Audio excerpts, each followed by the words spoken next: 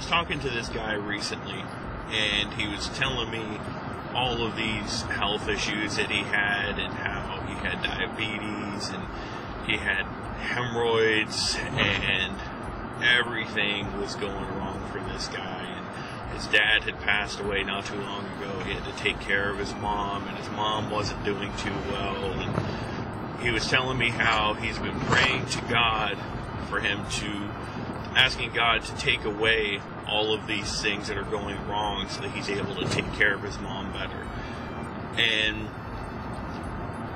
my heart just went out to the guy. I felt so bad because I had no idea what to tell him.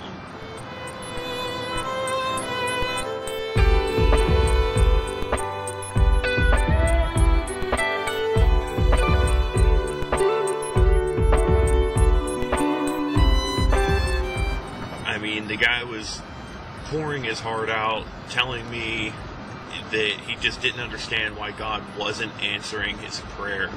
And, you know, he's been praying so long, he's been going to church and doing everything that he thinks he's supposed to do, but yet it seems like God's just not hearing what he's saying, and he doesn't know what he's doing wrong, and it really bothers him.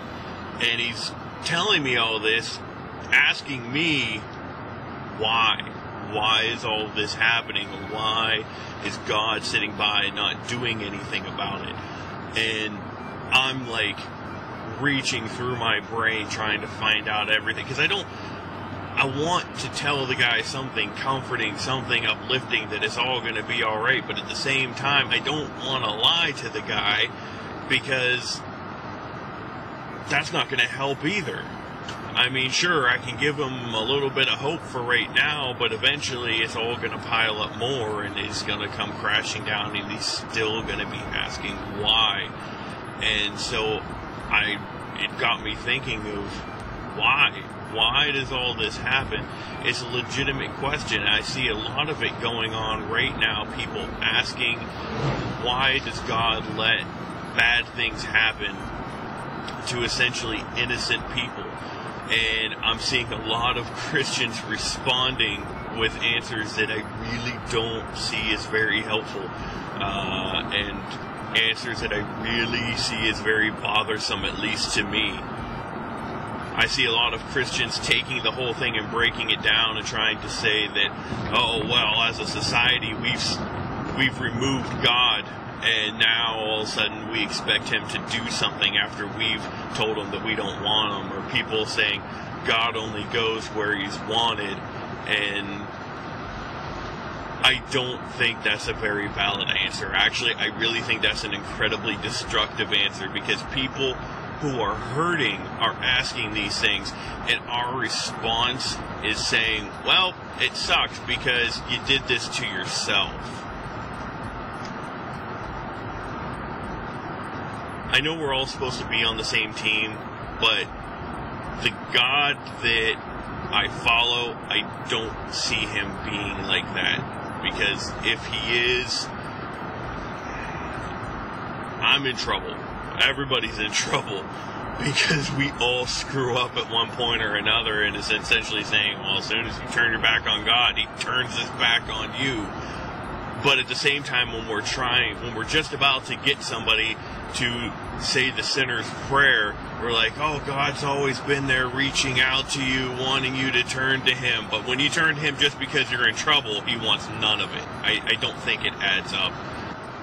If you're one of those people who've been asking really difficult questions because you're actually hurting and you want to find some true answers, and you've just been getting grief from Christians telling you that you've just been doing it wrong and this is why God is doing this to you, I'd like to apologize. I'm really very sorry. I mean, the God that is written about in the Bible is a God that is full of compassion, full of love, and has plenty to say to those who are hurting, to uplift them and give them strength and hope and help to get them through it. Not that he just takes it away, but will help you get through a difficult time. And a lot of Christians don't have those same words. So I'd really like to apologize for a lot of all that crap that's been going around and just saying that, oh, God can't do anything because you won't let him. While I'm sure there's circumstances where that may be true in certain things, like if you want to stop smoking but you continue to buy cigarettes and put them in your mouth and light them on fire, you're doing that. That's you. God's not going to miraculously make your cigarettes disappear. Okay, it's not how it works. That's the other part of the problem. So often, American Christianity, at least, that's all I can speak for because that's all I really know, they portray God as if he micromanages the universe and he makes everything that happens happen. So when horrible things happen, people look and say, well, why is this happening? Why is God doing this to me? And it's not really the case. God created the universe. He made everything as it is, and he set it up just the way it was made to be, the way it was intended to be, to work properly. And part of that system was a system of cause and effect, where one thing happens and it causes something else to happen. And the harsh beauty of it is that he chose to give us free will because he loves us. And we took that free will and decided that we wanted to do whatever we wanted to do and not necessarily what God told us we should be doing. And the system started falling apart because we're human.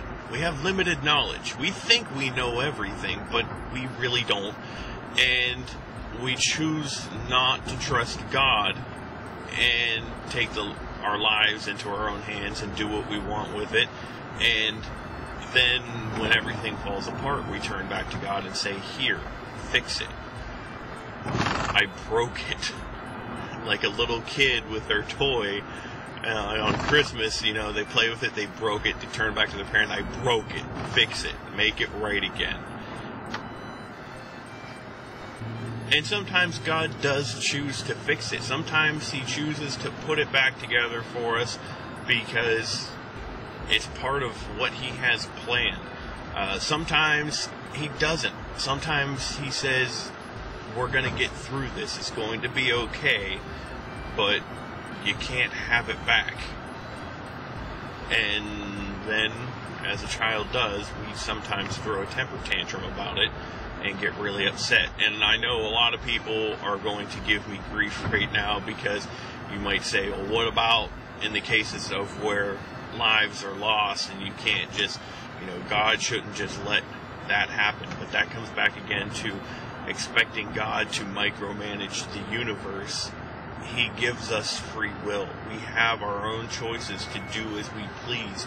And for him to step in every time something bad's going to happen completely removes free will.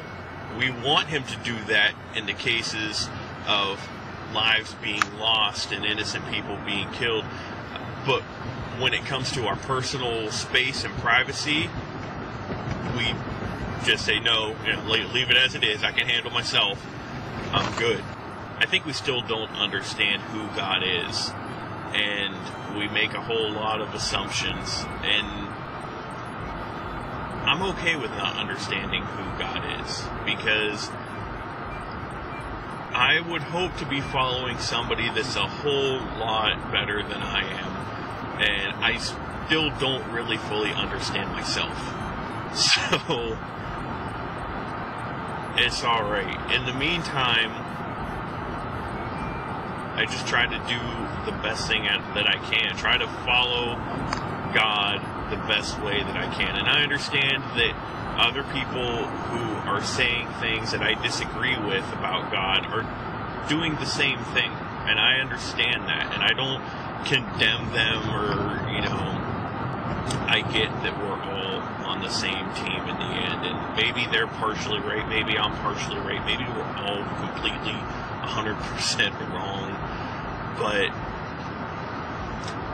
personally, I really feel that the God that I follow is a God of love and a God who has compassion when people are in times of need. He doesn't intervene and just take everything away from us, but he's there with us through it the entire time.